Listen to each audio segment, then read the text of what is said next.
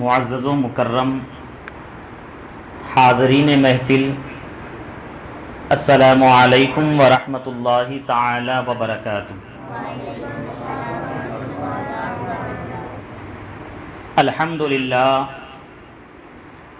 للہ رب العالمین والعاقبۃ للمتقین والصلاة والسلام على اشرف الانبیاء وخاتم النبیین وعلى آلہ الطیبین الطاہرین واصحابہ الکرام اجمعین، اما بعد فاعوذ باللہ من الشیطان الرجیم، بسم اللہ الرحمن الرحیم۔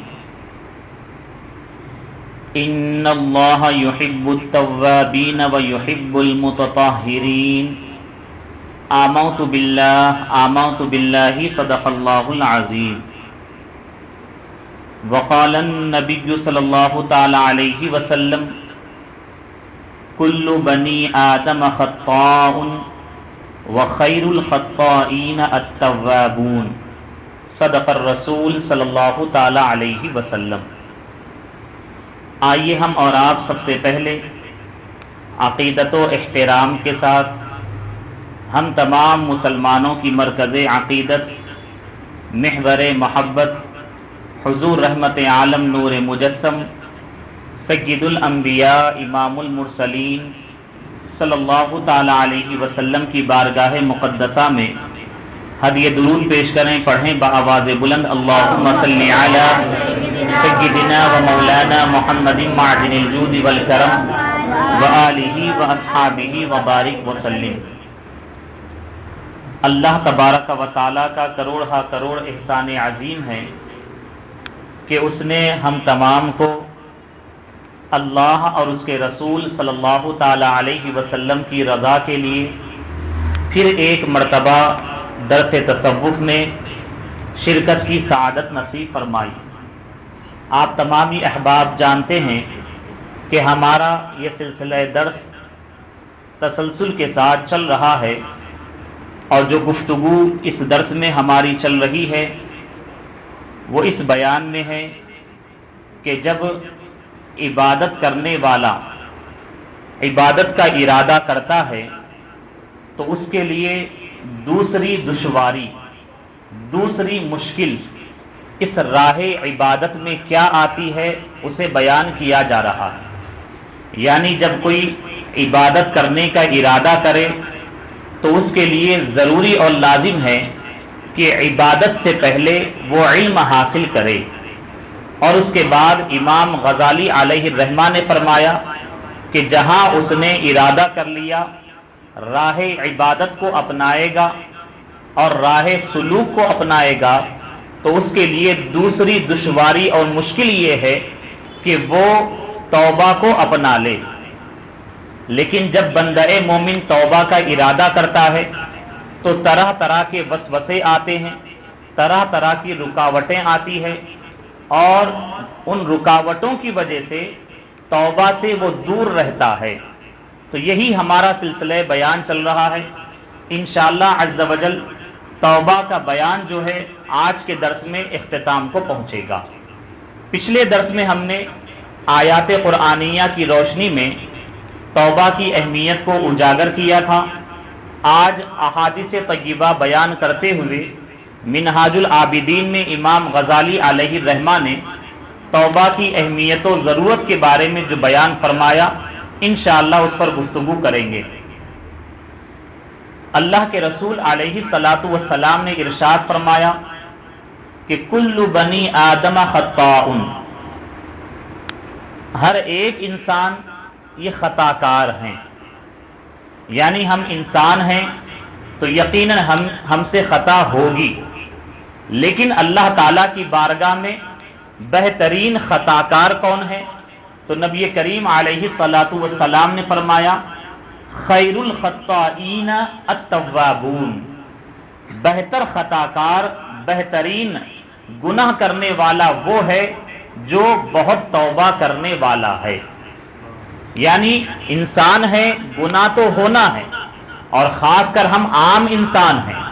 یقیناً اولیاء وہ ہوتے ہیں جو اللہ تعالیٰ کے فضل و کرم سے گناہ سے محفوظ رہتے ہیں. اور اولیاء سے بلند مقام و مرتبہ یقیناً انبیاء اکرام کا ہے. ان کے کیا کہنے، ان کی عظمت و شان تو یہ ہیں کہ وہ معصوم ہوتے ہیں، معصوم عن الخطا ہوتے ہیں. اور ہم جیسے عام مسلمان، عام انسان کا معاملہ یہ ہوتا ہے کہ ہماری صبح و شام گناہ میں گزر جاتی ہے. تو یقیناً جب گناہ ہم سے ہونا ہے تو رب تعالیٰ کی بارگاہ میں بہترین خطا کار وہ ہے جو رب کی بارگاہ میں بہت زیادہ توبہ کرنے والا ہے. اور پھر آپ یہ بھی دیکھیں کہ اللہ تبارک و تعالیٰ کو توبہ کتنی پسند ہے. اللہ کے رسول علیہ الصلاۃ والسلام کا فرمان ہے کہ بے شک بندہ گناہ کرتا ہے تو کہتا ہے اے میرے رب میں نے گناہ کیا، پس اس گناہ کو تو بخش دے. جب بندہ گناہ کیا، رب کی بارگاہ میں حاضر ہوا اور اپنی ندامت شرمندگی کا اظہار کیا، اعتراف گناہ کر لیا، اور پھر رب تعالیٰ سے عرض کیا اے رب تو مجھے بخش دے، تو اللہ تعالیٰ فرشتوں سے فرماتا ہے کیا میرا بندہ جانتا ہے کہ اس کا رب ایسا ہے جو گناہ بخش دیتا ہے؟ پھر رب تعالیٰ فرماتا ہے میں نے اپنے بندے کا گناہ بخش دیا. سبحان اللہ. اور پھر آپ دیکھیں پھر بندہ جتنا عرصہ اللہ تعالیٰ چاہتا ہے وہ ٹھہرا رہتا ہے، یعنی گناہ نہیں کرتا، پھر گناہ کرتا ہے. انسان کی فطرت ہے، کبھی کبھی پھر گناہ کی طرف وہ پلٹتا ہے. لیکن آپ دیکھیں اللہ تعالیٰ کی شان، پھر گناہ کرتا ہے، پھر وہ بندہ کہتا ہے اے میرے رب میں نے گناہ کیا، پس تو میرے گناہ کو بخش دے. اللہ تعالیٰ فرماتا ہے کیا میرا بندہ جانتا ہے کہ اس کا رب ہے جو اس کا گناہ بخش دے اور جو اس کی گرفت فرما سکتا ہے؟ میں نے اپنے بندے کا گناہ بخش دیا. سبحان اللہ. رب تعالیٰ کی شان ہے، چاہے تو معاف فرمائے چاہے تو گرفت فرمائے. لیکن جب بندہ گناہ کر کر شرمندہ ہوتا ہے، رب کی بارگاہ میں حاضر ہوتا ہے اور گناہ کی معافی طلب کرتا ہے تو اللہ تعالیٰ بندے کو اپنے در سے بھگاتا نہیں ہے بلکہ بخش دیتا ہے. سبحان اللہ. اور پھر بندہ جب تک اللہ تعالیٰ چاہتا ہے گناہ سے رکا رہتا ہے، پھر بندہ گناہ کرتا ہے تو عرض کرتا ہے گناہ کرنے کے بعد اے میرے رب مجھ سے اور گناہ ہو گیا. یہ حدیث رسول علیہ الصلاۃ والسلام ہے. تو میرے لیے اے رب تعالیٰ تو گناہ بخش دے.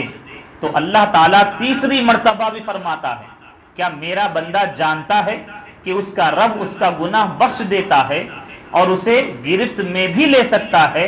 پھر رب تعالیٰ فرماتا ہے کہ میں نے اپنے بندے کو بخش دیا، اب بندہ جو چاہے کرے.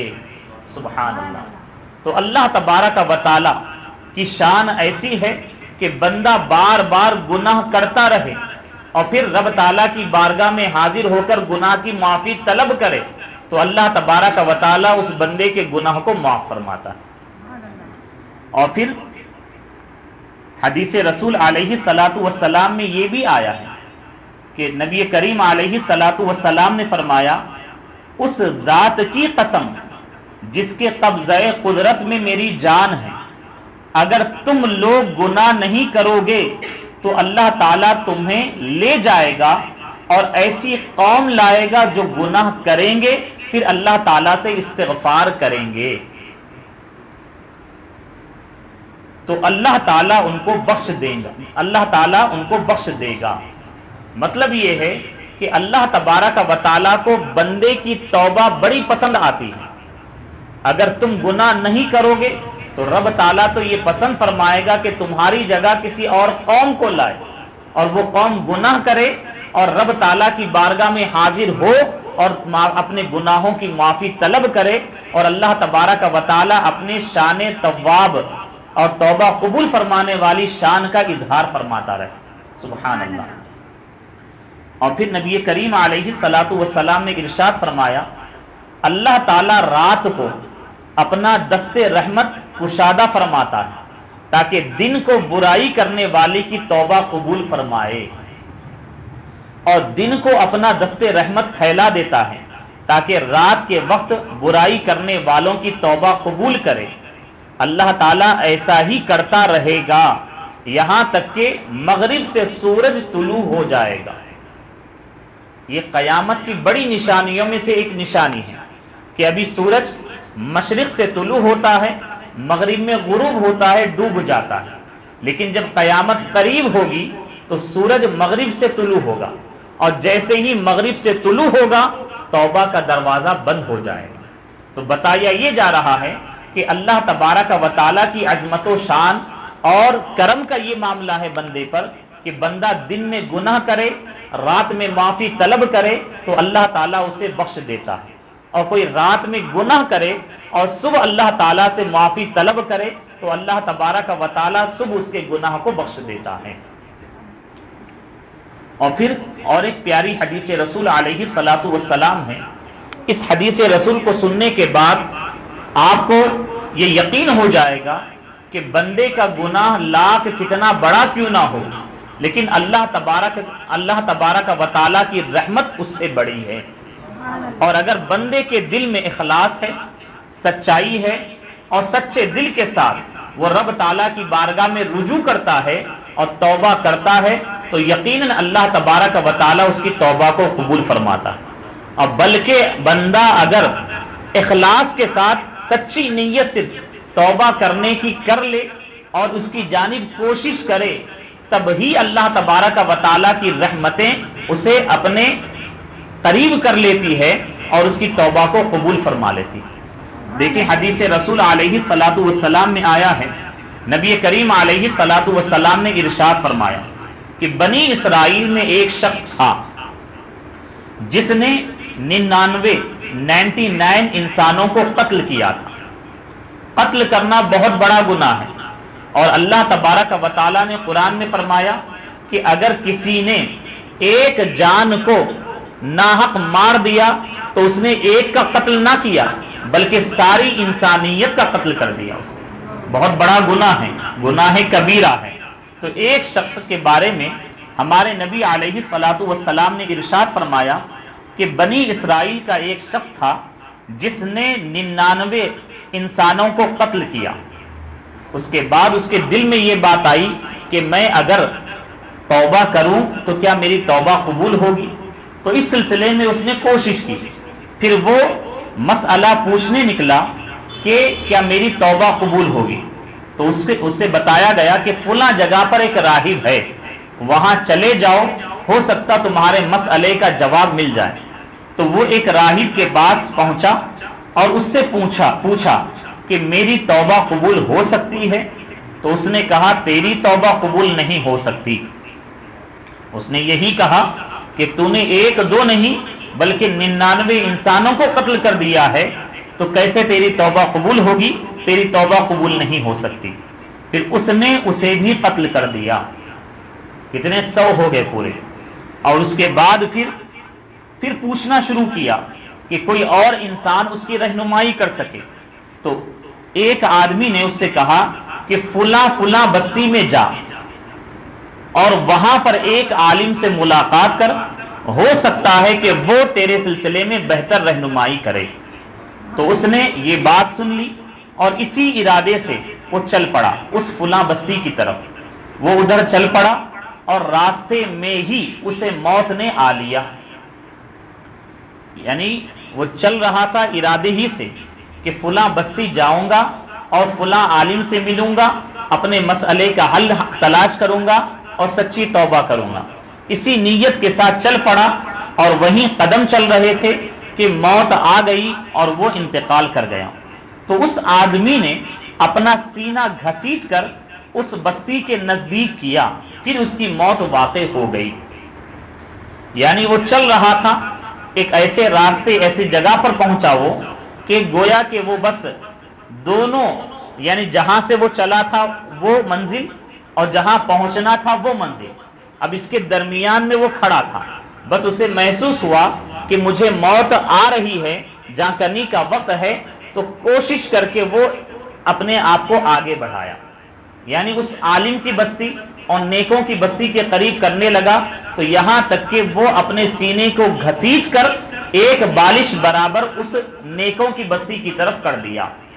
اور پھر اس کے بعد دیکھیے کیا ہوا، تو اس بندے کے بارے میں جب اس کی موت واقع ہو گئی تو فرشتے وہاں پر آ گئے، رحمت کے فرشتے بھی آئے، عذاب کے فرشتے بھی آ گئے، اور پھر آپس میں ان کا مباحثہ ہوا۔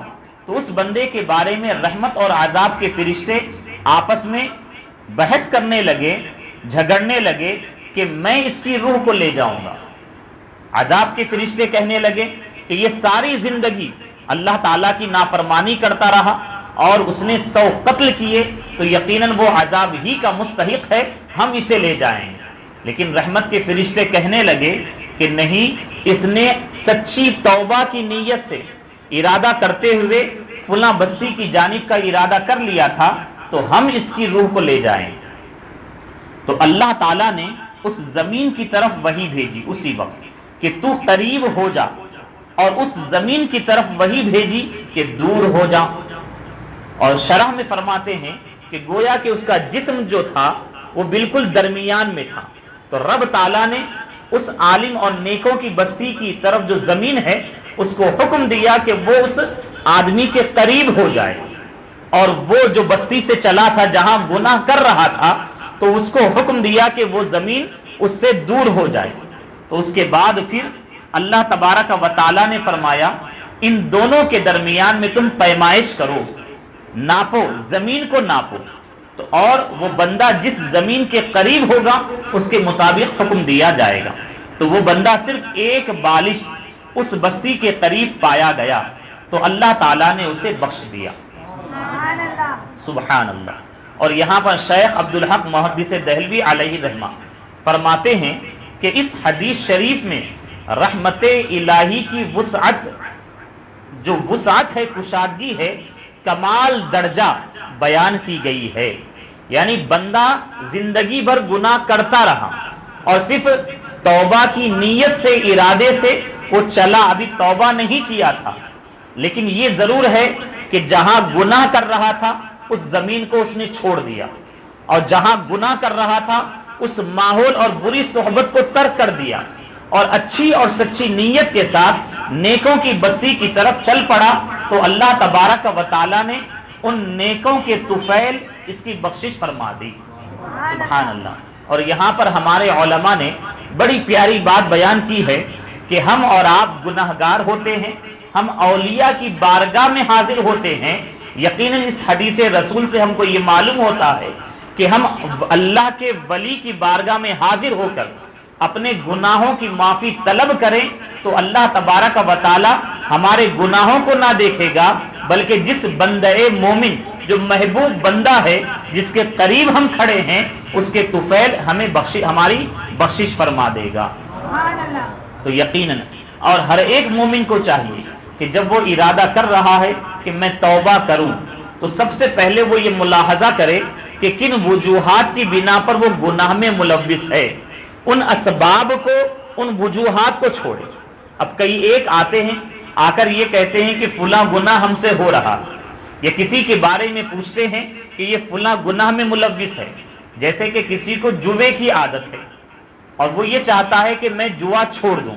یقیناً جوا حرام ہے، سخت حرام ہے، اور یہ بہت بڑی بربادی کا ذریعہ ہے، لیکن اسے چاہیے کہ جن اسباب کی وجہ سے اس گناہ میں وہ ملوث ہو رہا ہے، یعنی بری صحبت ہے، بری سنگت ہے، اس کو وہ چھوڑے، اور جس جگہ پر بار بار اس کا آنا جانا ہو رہا ہے اس کو چھوڑ دے، اور اس کے بعد پھر سچے دل سے توبہ کرے، تو یقیناً اللہ تبارک و تعالی اس گناہ سے بچنے میں اس کے لیے آسانی عطا فرمائے گا۔ اور آخری حدیث شریف سماعت کریں، یہ سنیں گے تو آپ کا ایمان تازہ ہو جائے گا۔ نبی کریم علیہ الصلوۃ والسلام نے ارشاد فرمایا، یا ایھا الناس توبوا الی اللہ، اے لوگو اللہ تعالیٰ کی بارگاہ میں تم توبہ کرو۔ اور سرکار نے فرمایا فإنی اتوب الیہ فی اليوم 100 مرہ، کہ بے شک میں دن میں 100 بار اللہ تعالیٰ کی بارگاہ میں توبہ کرتا ہوں۔ اب دیکھیں، نبی ہیں بلکہ امام الانبیاء ہیں، اور یہاں پر گناہ کا تصور ہی نہیں ہے۔ تو ہمارے اکابر علماء نے یہ فرمایا ہے، اس حدیث شریف سے مراد یہ ہے کہ نبی کریم علیہ الصلاۃ والسلام کے کئی ایک اعمال وہ ہوتے ہیں جو تعلیم امت کے لیے ہوتے ہیں، امت سیکھے کہ یقیناً، اور جب وہ عمل کرے تو اللہ تبارک و تعالی اسے سنت پر عمل کرنے کا بھی ثواب عطا فرمائے۔ اور ساتھ ہی ساتھ بڑی پیاری بات شرح میں شیخ عبدالحق محدث دہلوی علیہ الرحمہ نے تحریر فرمائی کہ نبی کریم علیہ الصلاۃ والسلام کی عظمت و شان یہ ہے کہ دنیا و آخرت میں امت کے متعلق، جب تک آپ بظاہر دنیا میں رہے تو دنیا و آخرت میں امت کے متعلق غم اور پریشانی کی وجہ سے آپ مغموم تھے، اور نبی کریم علیہ الصلاۃ والسلام جب دنیا سے ظاہراً چلے گئے، تشریف لے گئے، تو اس وقت بھی اللہ تعالیٰ نے امت کے حالات سے انہیں واقف فرمایا۔ آج بھی جانتے ہیں کہ امتی کا حال کیا ہے، اور حضور علیہ الصلاۃ والسلام ان کے لیے توبہ و استغفار فرمایا کرتے تھے۔ سرکار علیہ الصلاۃ والسلام کا جو دن میں 100 مرتبہ توبہ فرمانا، یہ امت کے استغفار کے لیے ہے، امت کی بخشش کے لیے۔ اور بعض علماء نے یہ فرمایا، نبی کریم علیہ الصلاۃ والسلام انبیاء اکرام کا توبہ کرنے کا مطلب یہ ہے کہ اللہ تبارک و تعالیٰ ان کے درجات کو اور بلند فرماتا ہے۔ سبحان اللہ۔ تو یقیناً ہمیں اور آپ کو چاہیے کہ ہم نبی کریم علیہ الصلاۃ والسلام کی اس تعلیم پر عمل کریں، اور ہمیشہ اللہ تعالیٰ کی بارگاہ میں رجوع اور توبہ کرتے رہیں۔ اور توبۃ نصوح، اس کی اہمیت کو آپ سمجھیں۔ پچھلے درس میں آپ نے جانا تھا توبۃ نصوح کیا ہے، مقبول توبہ۔ اور پھر امام غزالی علیہ رحمہ فرماتے ہیں، توبہ کی جو گھاٹی ہے یہ بہت سخت ہے، بہت دشوار ہے، اور عابد کا اور راہ معرفت پر چلنے والے کا اس سے گزرنا بہت مشکل ہوتا ہے۔ اور آپ فرماتے ہیں اس کی اہمیت بہت زیادہ ہے، اور اس سے غفلت شدید نقصان کا باعث ہے۔ توبہ کی اہمیت و ضرورت اس واقعے سے ظاہر ہوتی ہے جو استاد ابو اسحاق اسفرائینی رحمت اللہ علیہ سے منقول ہے۔ اور آپ خود فرماتے ہیں، امام غزالی علیہ رحمہ استاد موصوف با عمل اور راسخ فی العلم علماء میں سے تھے۔ اور آپ فرماتے ہیں، میں نے، کون؟ ابو اسحاق اسفرائینی علیہ رحمہ فرماتے ہیں، میں نے 30 سال اللہ تعالیٰ سے توبۃ النصوح نصیب ہونے کی التجا کی۔ اللہ تعالیٰ کی بارگاہ میں یہ اللہ تعالیٰ کے ولی، اللہ تعالیٰ کے نیک بندے 30 سال تک توبۃ النصوح کی قبولیت کے سلسلے میں، نصیب ہونے کے سلسلے میں التجا فرماتے رہے، دعا کرتے رہے۔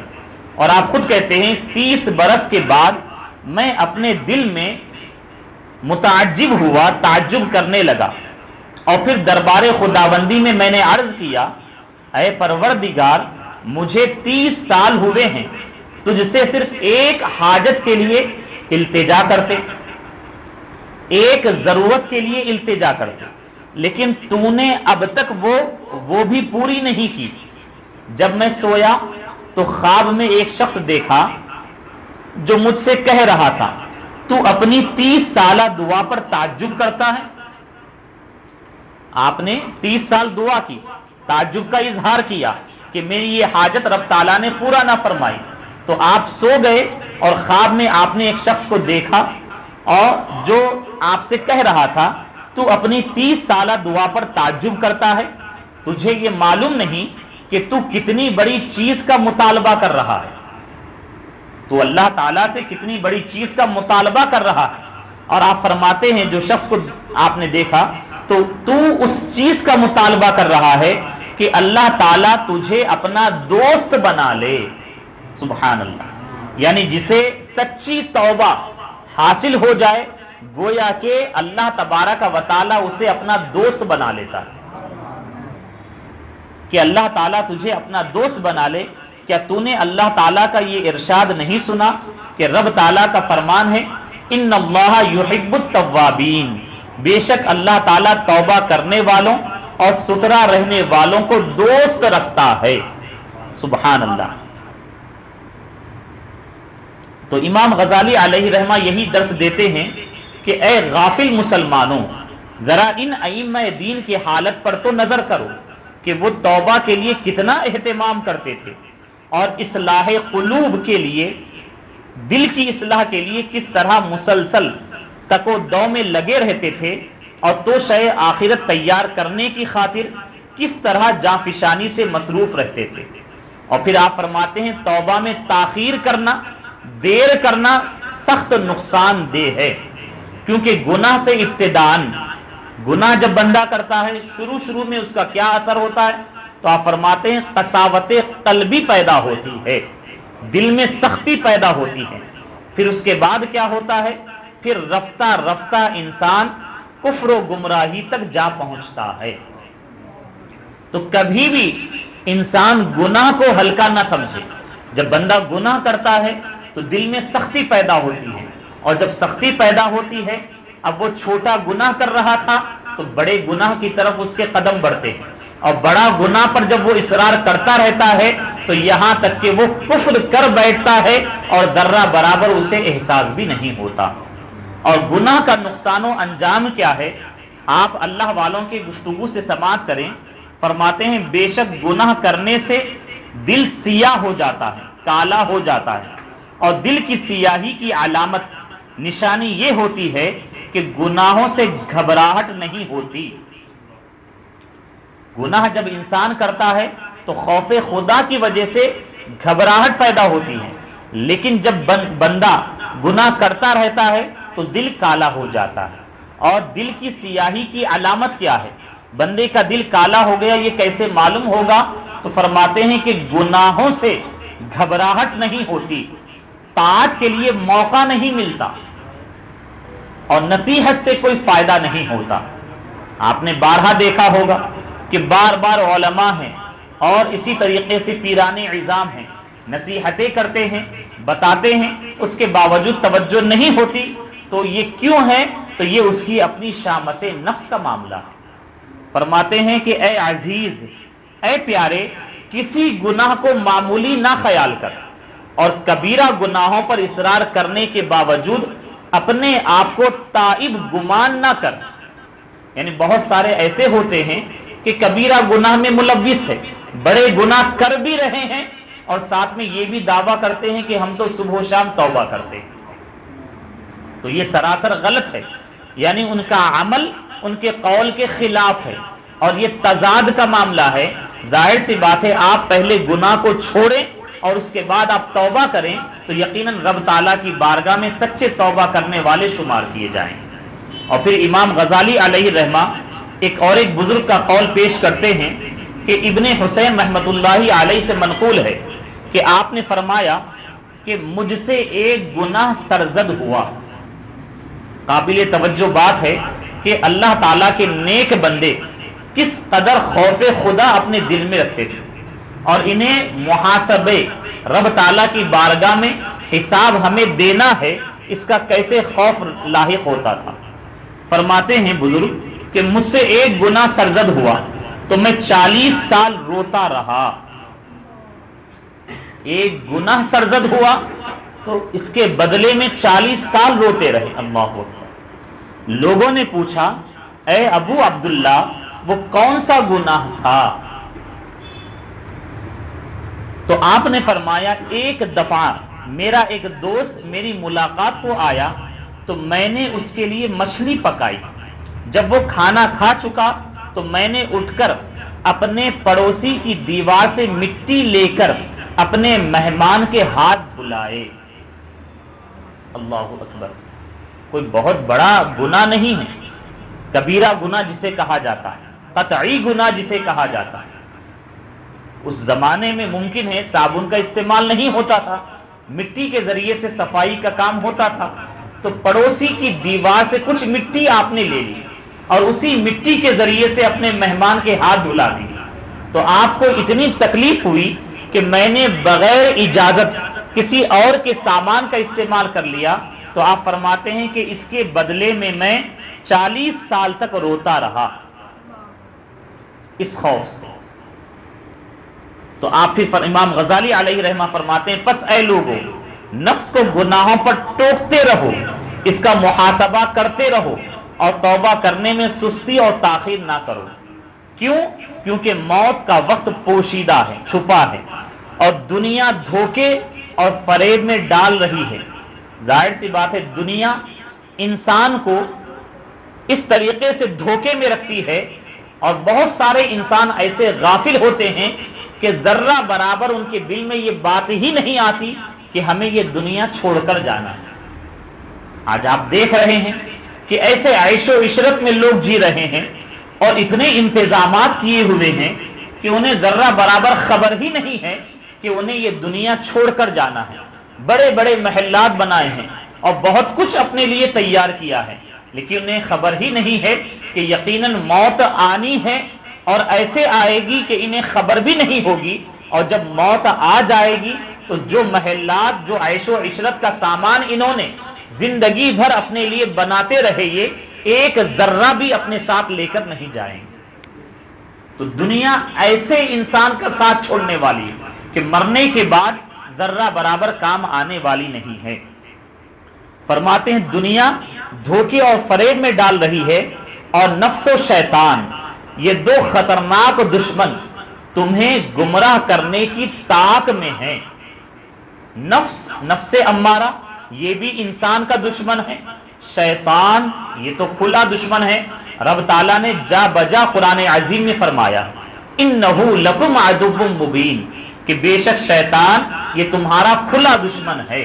تو یہ بھی جو ہے انسان کی طاق میں ہے کہ کس طریقے سے انسان کو اللہ تعالیٰ کی اطاعت سے دور کرے۔ بس اب اختتامی جملے ہیں۔ امام غزالی علیہ رحمہ فرماتے ہیں کہ الغرض جب تم سچی توبہ کر لو اور استغفار کر لو، اپنے گناہوں سے اپنے آپ کو اور اپنے دل کو پاک و صاف کر لو، اور جو شرائط اور توبہ کے جو ارکان امام غزالی علیہ رحمہ نے بیان کیے ان تمام کو آپ ادا کر لو، تو اس وقت آپ کے لیے یہ ضروری ہے کہ آپ سچی توبہ کرنے کے ساتھ آپ غسل کرو اور پاک کپڑے پہنو اور وضو کر کے پورے خشوع و خضوع سے 4 رکعت نماز ادا کرو۔ یہ تمام اہتمام کرنا ہے، اور اپنی پیشانی کو ایسی جگہ زمین پر رکھو جہاں تمہیں اللہ کے سوا کوئی نہ دیکھ رہا ہو۔ پھر تم اپنے چہرے پر خاک ڈالو، مٹی ڈالو، اور اپنے چہرے کو جو تمام اعضاء سے اعلیٰ عضو ہے، تمام جسم میں سب سے اعلیٰ پارٹ جسم کا کیا ہے، حصہ کون سا ہے؟ سر ہے، چہرہ ہے۔ فرماتے ہیں چہرے کو خاک سے آلودہ کرو، یعنی اپنے آپ کو رب تعالیٰ کی بارگاہ میں بندہ جتنا عاجز، جتنا کمزور، جتنا خطا کار، گناہ کار کر کے پیش کرے گا، یقیناً رب تعالیٰ کو بندے کی یہ عاجزی، گریہ وزاری بڑی پسند آئے گی۔ تو امام غزالی علیہ رحمہ فرماتے ہیں اور حالت یہ ہو جائے کہ آنکھوں سے آنسو بہ رہے ہوں، دل غم کے دریا میں تیر رہا ہو، شدت خوف کے باعث تمہارے رونے کی آواز بے ساختہ بلند ہو رہی ہو۔ یہ خاص کیفیت ہوتی ہے، اور یہ کب طاری ہو سکتی ہے؟ یہ اسی وقت طاری ہو سکتی ہے کہ جب بندہ سچی توبہ کے ساتھ رب تعالیٰ کی بارگاہ میں تنہائی میں حاضر ہو، اور اب جو معاملہ ہوتا ہے یہ بندے اور خالق کے درمیان کا ہوتا ہے، اور اسے یہ یقین ہوتا ہے کہ مخلوق کوئی مجھے نہیں دیکھ رہی ہے، کوئی مجھے سن رہی ہے، اور مخلوق میرے ساتھ کچھ کرنے والی بھی نہیں ہے۔ یقیناً جو کچھ بھی ہونا ہے رب تعالیٰ کی طرف سے ہونا ہے، اور اللہ تبارک و تعالیٰ قادر مطلق ہے، چاہے تو معاف فرمائے چاہے تو گرفت فرمائے۔ تو فرماتے ہیں شدت خوف کے باعث تمہارے رونے کی آواز بے ساختہ بلند ہو رہی ہو، ایک ایک کر کے تمہارے گناہ آنکھوں کے سامنے پھر رہے ہیں، تو اپنے گناہوں کو یاد کرتے ہوئے، اپنے نفس کو ڈانٹتے ہوئے اس سے یوں خطاب کرو، یعنی اللہ تبارک و تعالی کی بارگاہ میں آپ حاضر ہیں اور آپ اپنے نفس سے خطاب کر رہے ہیں، جس کے بہکاوے کی وجہ سے آپ گناہ میں ملوث ہوتے رہے۔ اے نفس، کیا تجھے خدا سے شرم نہیں آتی؟ کیا تیری توبہ کا وقت ابھی قریب نہیں آیا؟ کیا تجھ میں قہار و جبار کے دردناک عذاب برداشت کرنے کی طاقت ہے؟ کیا تو اپنے اوپر خدا کو ناراض کرنے کا خواہش مند ہے؟ فرماتے ہیں امام غزالی علیہ رحمہ، اسی طرح چند بار گناہوں کو یاد کر کے ان الفاظ کی تکرار کرو اور پورے سوز و گداز سے رو اور گریہ وزاری کرو، پھر سجدے سے سر اٹھاؤ اور اپنے مہربان کریم خدا کے آگے دعا کے لیے ہاتھ پھیلا دو اور یہ دعا کرو، مولا تیرا بھاگا ہوا بندہ تیرے در پر واپس آ گیا، اللہ اکبر، تیرا نافرمان بندہ صلح کی طرف لوٹ آیا ہے اور تیرا گناہگار بندہ عذر خواہی کے لیے تیرے دربار میں حاضر ہے۔ اے مولا مجھے اپنے کرم سے بخش دے، اے مولا مجھے قبول فرما لے، اے مولا مجھ پر نظر رحمت فرما، یا الہی میرے گزشتہ تمام گناہ بخش دے۔ اور فرماتے ہیں باقی عمر میں اے رب تعالی مجھے گناہ سے محفوظ رکھ، تو ہی ہر بھلائی کا مالک ہے اور تو ہی ہم پر مہربان اور نرمی فرمانے والا ہے۔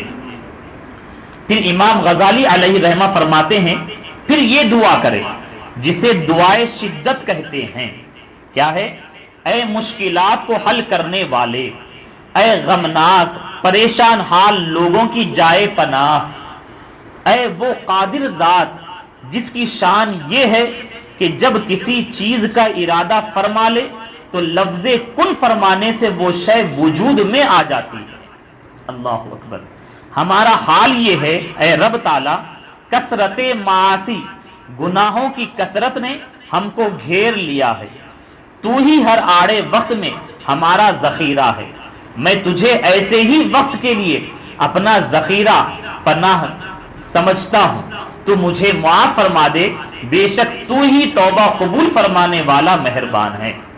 پھر امام غزالی علیہ رحمہ فرماتے ہیں پھر جتنا زیادہ رو سکو رو اور اپنی ذلت و عاجزی کا اظہار کرو اور زبان سے یہ دعا کرو، اے وہ ذات جس کو ایک کام دوسرے کام سے مشغول نہیں رکھ سکتا اور نہ ایک طرف سننا دوسرے سننے سے باز رکھ سکتا ہے، اے وہ ذات جسے مسائل کی کثرت مغالطے میں نہیں ڈال سکتی اور نہ دعا میں اصرار کرنے والوں کا اصرار اسے دو ٹوک بات کرنے پر مجبور کر سکتا ہے، ہمیں اپنی معافی کی ٹھنڈک پہنچا اور بخشش کی حلاوت نصیب فرما، اے سب سے بہتر رحمت کرنے والے ہم پر رحم فرما، یا ارحم الراحمین ہم پر رحم فرما، بے شک تو سب کچھ کر سکتا ہے، تو ہر چیز پر قادر ہے۔ اس کے بعد امام غزالی علیہ رحمہ فرماتے ہیں اس دعا کے بعد حضور علیہ الصلاۃ والسلام پر درود شریف بھیجو اور تمام مؤمنین و مؤمنات کے لیے دعائے مغفرت کرو اور اللہ جل شانہ کی طرف رجوع کرو۔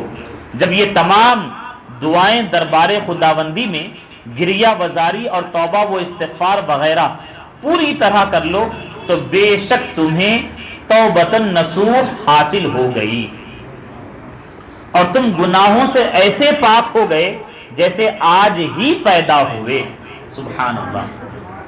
اب تمہیں اللہ تعالیٰ دوست بنا لے گا، سبحان اللہ، اور تمہیں بہت اجر و ثواب عطا کرے گا اور تم پر اتنی رحمت و برکت نازل فرمائے گا جس کا بیان نہیں ہو سکتا۔ فرماتے ہیں اب تمہیں حقیقی امن و خلاصی حاصل ہو گئی، چھٹکارا حاصل ہو گیا اور تم اللہ تعالیٰ کے غضب اور گناہوں کی سزا سے نجات پا گئے اور دنیا و آخرت میں گناہوں کی آفت سے چھوٹ گئے اور تمہاری توبہ کی گھاٹی بإذن الہی عبور ہو گئی، سبحان اللہ۔ یعنی جو عبادت کے طالب ہیں اور اس مشکل گھاٹی سے گزر رہے تھے جس سے گزرنا بڑا دشوار اور مشکل تھا، لیکن ان باتوں کو اگر ہم نے اپنا لیا تو یقیناً اللہ تعالیٰ کے حکم سے، اللہ تعالیٰ کی توفیق سے اس سے گزرنا ہمارے لیے آسان ہو جائے گا۔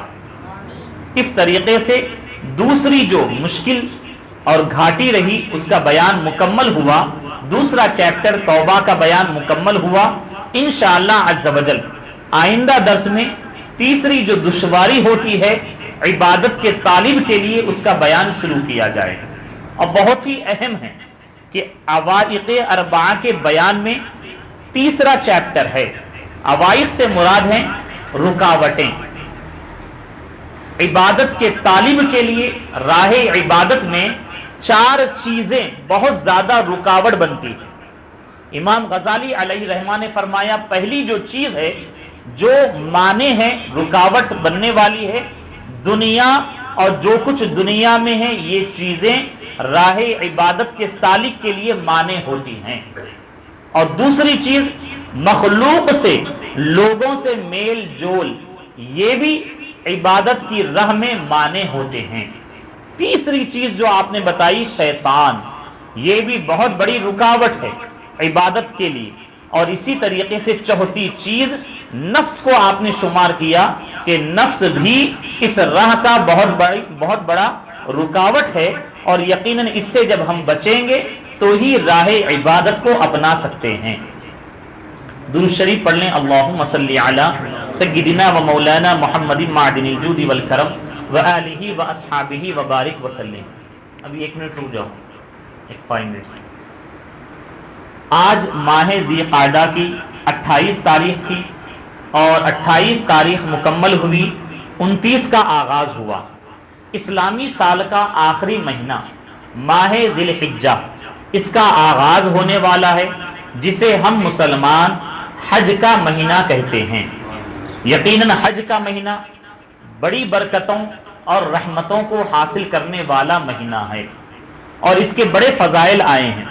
اور نبی کریم علیہ الصلاۃ والسلام نے ارشاد فرمایا افضل ایام الدنیا ایام العشر، کہ دنیا کے دنوں میں افضل ترین جو دن ہے یہ ماہ ذی الحجہ کے ابتدائی 10 دن ہیں۔ سبحان اللہ، سب سے افضل دن یہ ماہ ذی الحجہ کے ابتدائی 10 دن ہیں۔ اور پھر سرکار علیہ الصلاۃ والسلام نے ارشاد فرمایا ماہ ذی الحجہ کے ابتدائی 10 دنوں میں جو نیکی کی جائے وہ دیگر دنوں کے نیک اعمال سے افضل ہے۔ یقیناً آج کل بھی ہم نیکی کرتے ہیں، لیکن اگر کوئی بندہ مومن ان 10 دنوں میں نیک عمل کرے جو دوسرے دنوں میں کرتا ہے تو رب تعالیٰ کی بارگاہ میں ان دنوں میں کیا جانے والا عمل دیگر دنوں کے بنسبت افضل عمل کہلاتا ہے۔ اور فرماتے ہیں نبی کریم علیہ الصلاۃ والسلام کہ 10 دنوں میں جو نیکی کی جائے وہ دیگر ایام، دیگر دنوں کے نیک اعمال سے افضل ہیں۔ تو صحابہ نے عرض کیا یا رسول اللہ علیہ الصلاۃ والسلام کیا جہاد سے بھی افضل ہے؟ آپ جانتے ہیں جہاد ایک بہت ہی مشکل معاملہ ہوتا ہے کہ انسان اللہ تعالیٰ کی رضا کے لیے اپنی جان اعلائے کلمت الحق کے لیے قربان کرنے کے لیے تیار ہو کر اپنے وطن اور اپنے گھر سے نکلے اور اپنی جان راہ خدا میں جو ہے قربان کر دے، تو یہ جہاد ہے۔ تو صحابہ نے عرض کیا کہ جہاد سے بھی افضل عمل ہے؟ کہ سرکار علیہ الصلاۃ والسلام نے فرمایا جی ہاں، جہاد سے بھی افضل ہے۔ اور آپ فرماتے ہیں مگر وہ شخص جو اپنی جان و مال کو خطرے میں ڈال کر دشمن کا مقابلہ کرے اور کچھ واپس نہ لائے تو اس کی یہ نیکی ان ایام کی نیکیوں سے زیادہ افضل ہے۔ یعنی ایک جہاد کے لیے نکلا اور اللہ تعالیٰ نے اسے دشمنوں پر فتح عطا فرمائی، اور ایسے معاملے کے لیے بھی نکلنا یہ بہت بڑی بات ہوتی ہے۔ تو ایسا شخص جو فتح یاب ہو کر لوٹا تو اس کو جو رب تعالیٰ ثواب عطا فرمائے اس سے زیادہ افضل عمل وہ ہے جو ان 10 دنوں میں کیا جاتا ہے۔ ہاں جہاد کے لیے کوئی جائے، مال اور جان لے کر جائے اور دونوں راہ خدا میں قربان کر دے تو یہ نیکی یقیناً ان ایام کے عمل سے بھی افضل کہلاتی ہے، یہ مقصود ہے۔ اور پھر امام ابن حجر عسقلانی علیہ الرحمہ نے بڑی پیاری بات فرمائی کہ عشرہ ذی الحجہ کی فضیلت کا سبب کیوں ہے، آپ بیان کرتے ہیں کہ عشرہ ذی الحجہ کی امتیازی شان کا سبب یہ معلوم ہوتا ہے کہ ان دنوں میں تمام بنیادی عبادات یعنی نماز، روزہ، صدقہ اور حج سب اکٹھی ہو جاتی ہیں، اور یہ تمام عبادات ان مبارک ایام کے علاوہ دیگر دنوں میں جمع نہیں ہوتی۔ یقیناً آپ غور کریں، آپ یعنی ایام حج جو ہوتے ہیں اس میں تو حج پایا جا رہا ہے، آپ اس میں نماز بھی ادا کرتے ہیں، صدقہ و خیرات بھی دیتے ہیں، اور آپ روزہ بھی رکھ سکتے ہیں آپ، لیکن ایام حج جو ہے ان دنوں کے علاوہ کہیں اور پائے نہیں جاتے۔ تو امام ابن حجر عسقلانی علیہ رحمہ نے فرمایا کہ اس کے افضل اور امتیازی شان کی ایک وجہ یہ بھی ہے کہ تمام بنیادی عبادات جو ہیں عشرہ ذی الحجہ میں جمع ہو جاتے ہیں۔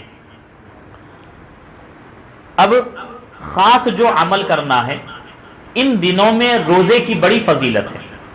نبی کریم علیہ الصلاۃ والسلام کی عمل مبارک کو بھی ہم دیکھیں تو یہی معلوم ہوتا ہے کہ ام المؤمنین سیدہ حفصہ رضی اللہ تعالی عنہا سے روایت ہے، فرماتی ہیں کہ 4 باتیں ایسی ہیں جنہیں نبی کریم علیہ الصلاۃ والسلام نے ترک نہیں کیا، نہیں چھوڑا ہے۔ عاشورہ کا روزہ، ذوالحجہ شریف کے 10 دنوں کا روزہ، اور ہر مہینے 3 دن کے روزے یعنی ایام بیض کے روزے، 13، 14 اور 15 تاریخ کے روزے، اور نماز فجر سے پہلے 2 رکعتیں جو سنت مؤکدہ، اس کو سرکار علیہ الصلاۃ والسلام نے کبھی بھی ترک نہیں فرمایا۔ مفتی احمد یار خان نعیمی علیہ رحمہ اس کی شرح میں فرماتے ہیں نبی کریم علیہ الصلاۃ والسلام نے وفات شریف تک یہ تینوں قسم کے روزے رکھے، لہٰذا یہ سب سنت ہیں، اور ذوالحجہ کے 10 دن سے مراد 9 دن ہیں۔ 10 کو تو عید ہوتی ہے، اور عید کے دن کا روزہ رکھنا حرام ہے، مکروہ تحریمی ہے، اس دن آپ روزہ نہیں رکھ سکتے۔ یہ فرماتے ہیں کہ ذوالحجہ کے 10 دن سے مراد 9 دن ہے، ورنہ 10ویں بقرعید کو روزہ حرام ہے۔ یہاں حضور صلی اللہ تعالی علیہ وسلم کا اکثری عمل مراد ہے، نہ کہ ہمیشہ کا۔ اور پھر فرماتے ہیں بقرعید کا عشرہ بہت ہی بہترین زمانہ ہے، کیوں؟ اسی لیے کہ اس میں کثرت سے نیک اعمال بجا لانا چاہیے۔ بعض علماء کرام فرماتے ہیں کہ رمضان کے آخری عشرے کی راتیں بہترین ہیں، رمضان کے آخری عشرے کی راتیں بہترین ہیں کہ ان سب میں شب قدر ہے۔ رمضان کے آخری عشرے میں شب قدر آتی ہے، اسی وجہ سے وہ بہترین راتیں ہیں، اور بقرعید کے پہلے عشرے کے دن افضل ہیں کہ ان میں عرفہ کا دن ہے، اور عرفہ کا دن سال کے تمام دنوں میں سب سے افضل اور اعلیٰ دن ہے۔ اور پھر ایک خاص عمل جو قربانی کرتے ہیں ان کے لیے بھی، اور جو قربانی نہیں کرتے ان کے لیے بھی ہے، اور اسے اچھی طریقے سے سمجھ لیں۔ جسے قربانی کرنا ہے، حدیث رسول علیہ الصلاۃ والسلام میں ہے، اسے ذوالحجہ کا چاند نظر آنے کے بعد سے قربانی تک اپنے بال اور ناخن کاٹنے سے منع فرمایا گیا ہے۔ سنن ترمذی میں نبی کریم علیہ الصلاۃ والسلام کا ارشاد پاک ہے، جو ذوالحجہ کا چاند دیکھے اور قربانی کا ارادہ رکھتا ہو تو وہ اپنے بال اور ناخن نہ کاٹے۔ ہاں جو قربانی نہ کر سکے، اگر وہ بھی ذی الحجہ کے پہلے 10 دنوں میں، فقہا فرماتے ہیں کہ اگر وہ بھی ذی الحجہ کے پہلے 10 دنوں میں بال اور ناخن کاٹنے سے رکا رہے، پھر نماز عید کے بعد کاٹے، تو سنن نسائی میں درجے ذیل حدیث شریف کی روشنی میں وہ قربانی کا ثواب پائے گا۔ یعنی اگر قربانی کسی کے کرنے کا ارادہ تو نہیں ہے، لیکن وہ اللہ تعالیٰ کی رضا کے لیے اس عمل کو اپنائے، یعنی جسم کے زائد بال نہ کاٹے اور ناخن نہ کاٹے، اور چاند نظر آنے سے لے کر عید کے دن تک رکا رہے، نماز عید کے بعد کاٹے، تو اللہ تبارک و تعالیٰ اسے بھی قربانی کا ثواب عطا فرمائے گا۔ لیکن اس سلسلے میں بہت سارے نوجوان احباب یہ سمجھتے ہیں کہ اب یہ ضروری عمل ہے، اس کو اپنانا، لیکن اعلیٰ حضرت امام اہل سنت علیہ الرحمہ کے قول کو سماعت کریں تو آپ کو صحیح مسئلہ سمجھ میں آئے گا. لیکن اس عمل کے بارے میں اعلیٰ حضرت امام اہل سنت مجدد اعظم علیہ الرحمہ فرماتے ہیں کہ یہ حکم صرف استحبابی ہے. ناخن کاٹنے اور بال کاٹنے سے رکے رہنا یہ مستحب عمل ہے. فرماتے ہیں یہ حکم صرف استحبابی ہے. تو استحبابی حکم کا معاملہ کیا ہوتا ہے مستحب عمل کا؟ اعلیٰ حضرت فرماتے ہیں کرے تو بہتر ہے، نہ کرے تو کوئی مضائقہ نہیں. نہ اس کو حکم عدولی کہہ سکتے ہیں، نہ قربانی میں نقص آنے کی کوئی وجہ. اگر کوئی کاٹ لیتا ہے تو کاٹنے کی وجہ سے قربانی میں کوئی کمی نہیں آئے گی، ثواب میں کوئی کمی نہیں آئے گی. وہ عمل الگ ہے، یقیناً وہ عمل حکم مستحب عمل الگ ہے.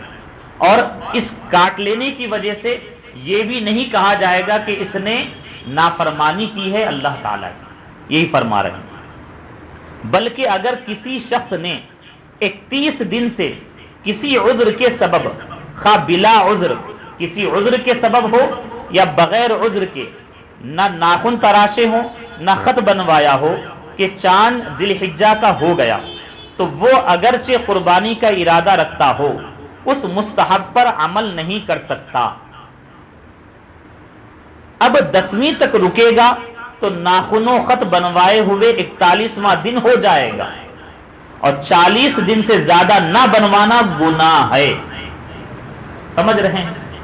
یعنی اگر کسی نے ناخن یا بال کاٹے ہوئے 35 دن ہو گئے، یہاں تک کہ اعلیٰ حضرت نے فرمایا 31 دن ہو گئے، اب اگر وہ اس عمل کو اپنانے کے لیے رکا رہے گا تو عید کے دن تک 41 ڈیز ہو جائیں گے.